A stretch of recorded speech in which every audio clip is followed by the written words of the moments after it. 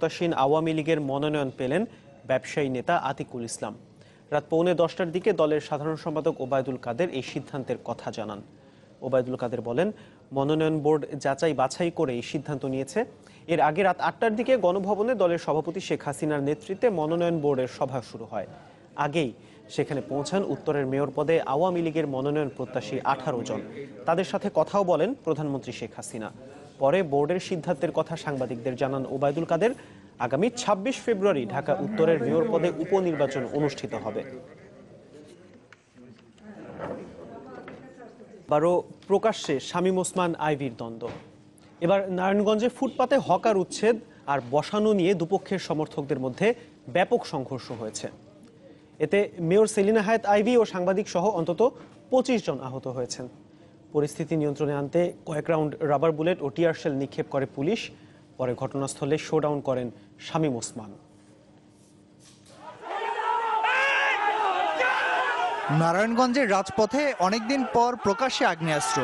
ফুটপাতে হকার বসবে কি বসবে না তা নিয়ে মেয়র এমপি বিরোধ দীর্ঘদিনের। মুখের বাগাড়ম্বর থেকে শেষ পর্যন্ত যা হয়ে উঠল সহিংস। সোমবারই শামীম ওসমান কড়া ভাষায় বলে দিয়েছিলেন মঙ্গলবার বিকেল থেকে ফুটপাতে হকার বসবে, আর মেয়র সেলিনা হায়াৎ আইভী এলেন উচ্ছেদ করতে। তারপরই বাধে গোল। ক্ষমতাসীন দলের দুই নেতার সমর্থকদের মধ্যে হাতাহাতি হয়ে ওঠে সহিংস। অস্ত্র উঁচিয়ে মেয়রকে হুমকি দেয়া শামীম ওসমান সমর্থক নিয়াজুলকে বেদম মার খেতে হয় আইভী সমর্থকদের হাতে। আইভীকে মানব বর্ম দিয়ে সমর্থকরা বাঁচালেও আহত হন সাংবাদিক সহ দুপক্ষেরই 25 জন। পরে চলে পুলিশের ফাঁকা গুলি ও লাঠিচার্জ। ঘটনা যখন প্রায় নিয়ন্ত্রণে তখন স্বরূপে হাজির হন শামীম ওসমান। আবারও হুঁশিয়ারি দেন হকার উচ্ছেদ না করতে।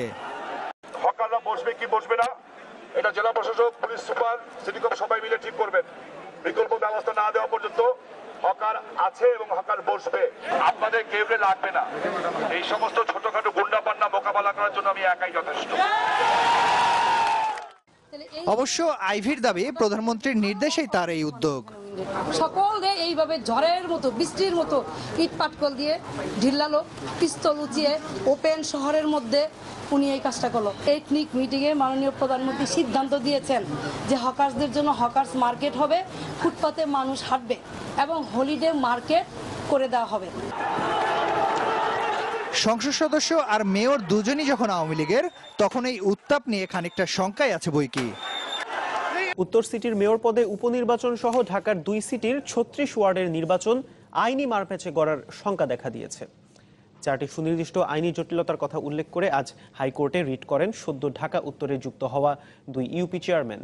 এতে জানতে চাওয়া হয় এই নির্বাচনকে কেন আইনগত কর্তৃত্ব বহির্ভূত ঘোষণা করা হবে না। উভয় পক্ষের শুনানি শেষে বুধবার এ বিষয়ে আদেশের দিন ধার্য করেন আদালত। দিন শেষে সিটি নির্বাচন নিয়ে আরও 2টি রিট দায়ের হয় হাইকোর্টে। গেল 9 জানুয়ারি রাজধানীর উত্তর সিটি কর্পোরেশনের মেয়র পদে উপনির্বাচন সহ 2 সিটির 36টি ওয়ার্ডের নির্বাচনের তফসিল ঘোষণা করে নির্বাচন কমিশন। সেই অনুযায়ী আগামী 26 ফেব্রুয়ারি ভোট হওয়ার কথা। কিন্তু তফসিল ঘোষণার পর থেকেই গুঞ্জন ওঠে আইনি জটিলতায় আবার আটকে যাবে না তো নির্বাচন। শেষ পর্যন্ত কি সেই আশঙ্কায় সত্য হতে চলেছে? এরই মধ্যে ভোট স্থগিত চেয়ে হাইকোর্টে রিট করেছেন ঢাকা উত্তর সিটি কর্পোরেশনের আওতাধীন বেড়াইত ও ভাটারার 2 ইউপি চেয়ারম্যান। তাদের দাবি, ইউপি চেয়ারম্যান হিসেবে মেয়াদ পূর্তির আগেই এই নির্বাচন তাদের অধিকার খর্ব করেছে। 37 থেকে 54 এই কয়টা ওয়ার্ড নতুন গঠন করা হয়েছে। তারা বলছে যে এর জন্য তো কোনো ভোটার লিস্ট সিটি কর্পোরেশনের আন্ডারে হয়নি। এটা যেটা হয়েছে সেটা ইউনিয়ন পরিষদের যে ভোটার লিস্ট ছিল সেই অনুযায়ী তারা নির্বাচন করতে চাচ্ছে। সুতরাং এখানে ভোটার লিস্টটাও হয়নি। আর আরেকটা তারা কারণ দেখিয়েছে যে তারা তো এখন সিটিং চেয়ারম্যান, তাদের টেনিউর আরও এখনো আছে। তো যেহেতু তারা সিটিং চেয়ারম্যান, তাদের ওই পদটা তো অটোমেটিক্যালি সিজড হবে না, তারা তো রয়েই গেছেন। শুনানিতে রিটকারীদের আইনজীবীরা বলেন, তফসিল অনুযায়ী 18 জানুয়ারির মধ্যে মনোনয়নপত্র জমা দেওয়ার কথা, কিন্তু এখন পর্যন্ত প্রকাশ হয়নি ভোটার তালিকা। আবার এসব ওয়ার্ডের ভোটাররা কাউন্সিলর পদে দাঁড়াতে পারলেও প্রতিদ্বন্দ্বিতা করতে পারবেন না মেয়র পদে।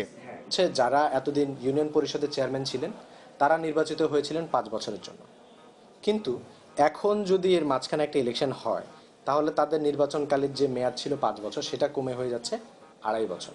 প্লাস নতুন করে যারা কাউন্সিলর নির্বাচিত হবেন তারা পরবর্তীতে যে মেয়র ইলেকশনটা আবার একসাথে হবে সেখানে তাদের মেয়াদ কমে হয়ে যাবে 2.5 বছর। তারা কিন্তু ফুল 5 টার্মস থাকতে পারবে না, এবং ফুল 5 টার্মস থাকতে হলে তখন আরেকটা মিড ইলেকশন কন্ডাক্ট করতে হবে।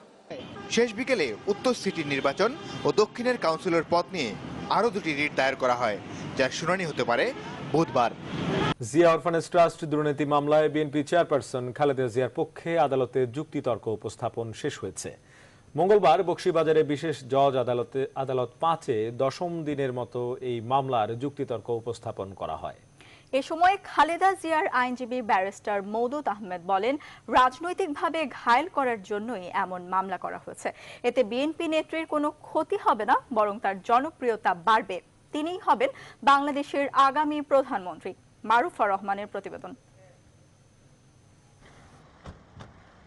বকশীবাজারে বিশেষ জজ আদালত 5-এ মামলার 10ম দিনের মতো যুক্তিতর্কের উপর শুনানিতে খালেদা জিয়া আদালতে উপস্থিত হন বেলা 11:35 যুক্তিতর্ক উপস্থাপনের সময় খালেদা জিয়ার আইনজীবী মওদুদ আহমেদ বলেন, এই মামলার প্রক্রিয়া, অনুসন্ধান ও তদন্ত কাজে দুর্নীতি দমন কমিশনের আইন যথাযথভাবে অনুসরণ করা হয়নি। আদালতের উদ্দেশ্যে তিনি বলেন, সব বিবেচনায় খালেদা জিয়া নিঃশর্ত খালাস পাবার যোগ্য।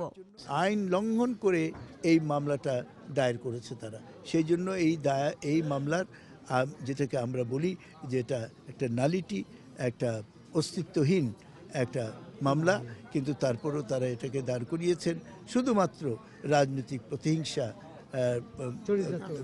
চরিতার্থ করার জন্য। এরপর আসামি পক্ষের আরেক আইনজীবী সানাউল্লাহ মিয়া খালেদা জিয়াকে ব্যক্তিগত হাজিরা থেকে অব্যাহতি দেওয়ার আবেদন জানান। এ সময় এর বিরোধিতা করেন রাষ্ট্রপক্ষের প্রধান আইনজীবী মোশাররফ হোসেন কাজল। তিনি বলেন, তাকে ব্যক্তিগত হাজিরা থেকে অব্যাহতি দেওয়ার ক্ষেত্রে রাষ্ট্রপক্ষের আপত্তি আছে। এরপর খালেদা জিয়ার ব্যক্তিগত হাজিরা থেকে অব্যাহতি ও স্থায়ী জামিনের আবেদন আদালত নামঞ্জুর করে দেন। দেখেন, বেগম খালেদা জিয়ার খালাসের জন্য তো তারা গত 10 বছর ধরেই বলছেন। প্রথমে তারা বলেছেন এই মামলা চলতে পারে না, আজকেও সেই কথা বলেছেন। তারপরে বলেছেন চার্জ হতে পারে না, আজকেও সেই কথা বলেছেন। চার্জ তো হতে পারে না বলেছেন, চার্জের জন্য অ্যাপিল বিভাগ পর্যন্ত গিয়েছিলেন। উচ্চতর আদালত বলেছেন চার্জ সঠিক। মামলার এফআইআরকে চ্যালেঞ্জ করেছেন, বলেছেন এফআইআর সঠিক। তারা বলেছেন মামলার চার্জশিট সঠিক না, চার্জশিট সঠিক হয়েছে। জিয়া অরফানেজ ট্রাস্ট দুর্নীতি মামলায় খালেদা জিয়া, তার বড় ছেলে বিএনপির senior vice chairman Tarek Rahman সহ মোট 6 জন আসামি। মামলার হাজিরায় এ সপ্তাহের বুধ ও বৃহস্পতিবার আবারও আদালতে আসতে হবে বিএনপি চেয়ারপারসন।